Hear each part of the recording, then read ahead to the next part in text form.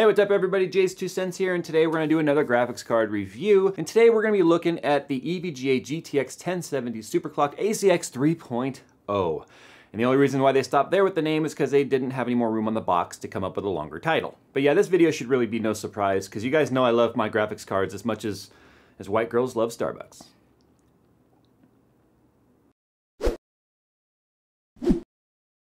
The Mastercase 5 and Mastercase 5 Pro from Cooler Master combines modularity with creativity, giving you the freedom to build it your way. Make it yours by clicking the link down in the description.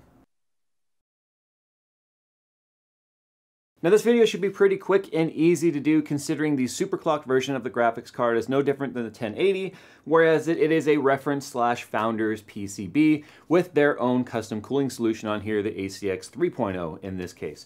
But in the history of EVGA graphics cards, it's pretty much held true, where the SC version is always like the reference style board. So that means you could do stuff like custom water block on here if you wanted to water cool it. In fact, it even uses the same block as the GTX 1080 because it is the exact same PCB.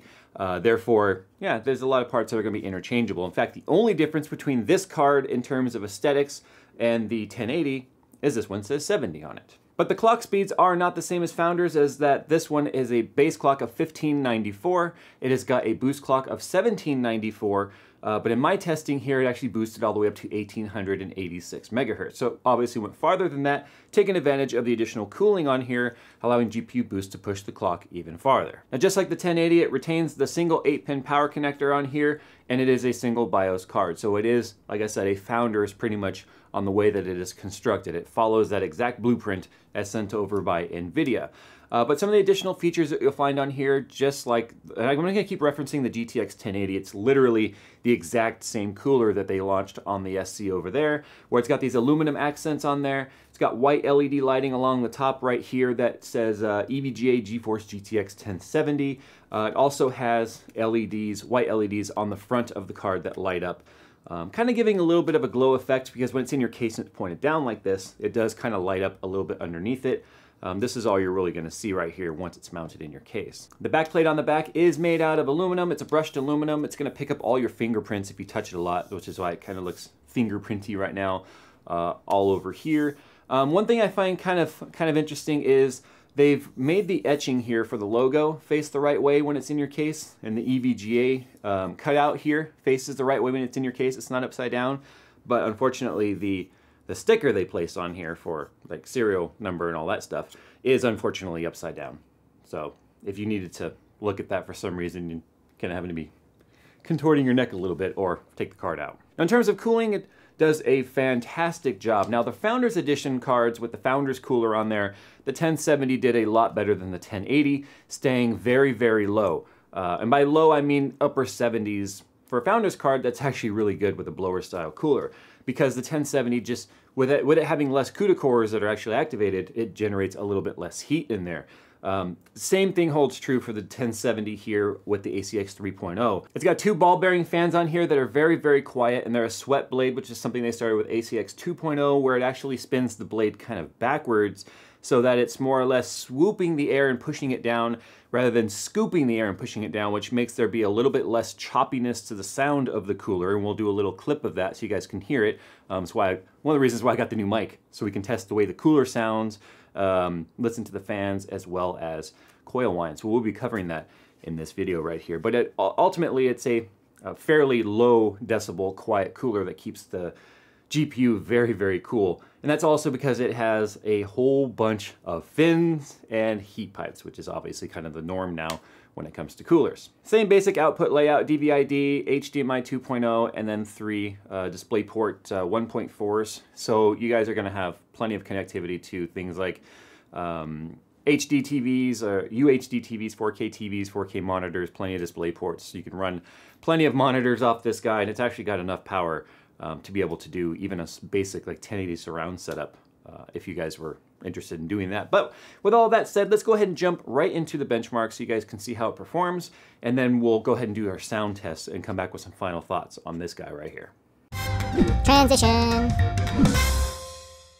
So this is the idle test. You can see I have my microphone placed right here above the card, and yeah, it makes zero noise obviously because the fans aren't running.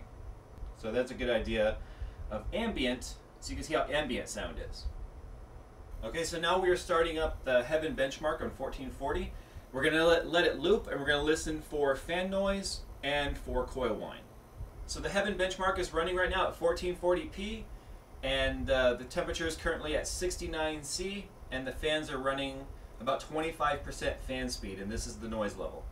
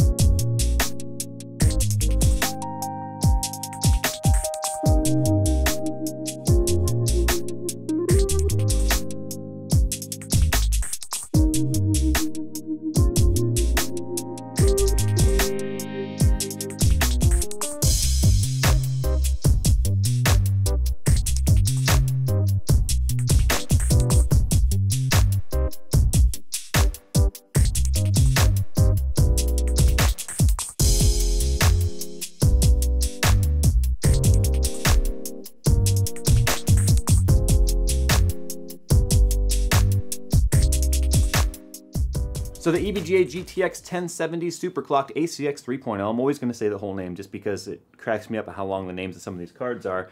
You saw the benchmarks, and as you can see, at stock clocks and the way it boosts out of the box, the Founders 1070 was like right there with the 980 Ti, and in between 980 Ti and Titan X. This guy, well beyond 980 Ti, and right there with Titan X. And the moment you overclock it, and I was able to achieve 2169 megahertz stable on this card at stock voltage, yeah, it pushed itself well beyond the Titan X at obviously a much lower price point. Thinking that maybe I got a golden lottery sample, which has been kind of rare lately with this, I actually have a second 1070 right here, SC.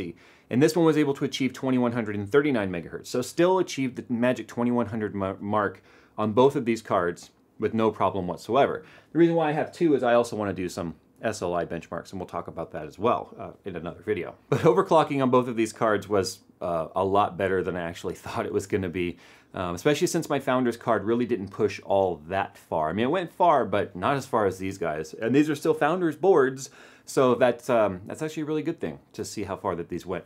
Because the cooling can keep these in check too, the frequencies didn't fluctuate nearly as much as they do on the 1080, so that's a good thing. But what we're going to do right now is I'm going to go ahead and put on my subjective pants. If I actually wore pants, I'm not wearing pants right now, but that's why I only do from here up. I can be completely butt naked from the bottom down. The mental image I just put in all of your guys' eyes, I'm sorry. At least you don't have to see it, I do. But I want to talk about pricing real quick, because pricing right now is jacked up. And what I mean by that, NVIDIA really kind of screwed things up by doing a dual-tiered pricing plan, where they want to charge a certain amount of money for their card, and they do an MSRP for everyone else. And the problem is no one is doing MSRP pricing on any of their cards that has any sort of custom touch to it. What I mean by that is ACX 3.0. It's a better cooler than Founders. It does a better job, it's quieter, and it gives you better overclocking headroom and even better GPU boost headroom because it can keep the card cool. The problem with that is it's $439.99 right now, not $379 or anywhere near that, which is what people were really hoping to see the 1070 come out for, because that's a lot more affordable to many, many people. Obviously, if you think you have a better product, you don't want to charge less for the product that you think is better than, if that makes sense. It's better, therefore you should charge more. Now, obviously, when it comes to business 101 and supply and demand, if a company can charge something and people will pay it, therefore the pricing makes sense. So it's up to you to determine whether or not $439 for this card is too much for you. I can't answer that for you. Everyone's budget is different. Everyone's needs are different. Everyone's willingness to pay a certain amount is different. So you have to determine that for yourself. But I would like to see a GTX 1070 that exists around $379, and that's the card I would really like to get my hands on. But right now, that doesn't exist. Anyway, guys, hope you've enjoyed today's video. Hope you guys enjoyed the benchmarks. Not a whole lot to talk about with this one. It's very, very similar to the 1080. It's a Founders card, custom ACX 3.0, LED lighting. For the Win models and up have RGB lighting in there that you can play with. But it overclocks like a beast. Both of them do. And I'll be doing some SLI videos coming up here in the future. Just kind of see how it does. Why not? And yeah. Anyway, with that said, guys, I'm gonna get on out of here. Thanks for watching. I'm gonna go buy a Vive right now. Micro Center near me has them in stock. I'm actually gonna go get one. It's time I did Vive, because every time I do it, I have fun and I don't get sick. And I'm VR sensitive and I don't get sick with it. So, I don't know. And Project Cars with Vive sounds like a whole lot of fun. All right, guys, time to go. Thanks for watching. Give this video a like if you liked it. Give it a dislike if you just don't like me or the content or the graphics card or you have hemorrhoids. I don't know. Hit dislike if you find a reason to. And if you happen to stumble across this channel, the subscribe button is sitting there waiting for you to click it. If you click it, money and balloons will fall from the ceiling. Not really, but maybe. Who knows? All right, guys, I'm gonna get out of here. That was a stupid joke. As always, I'll see you in the next one.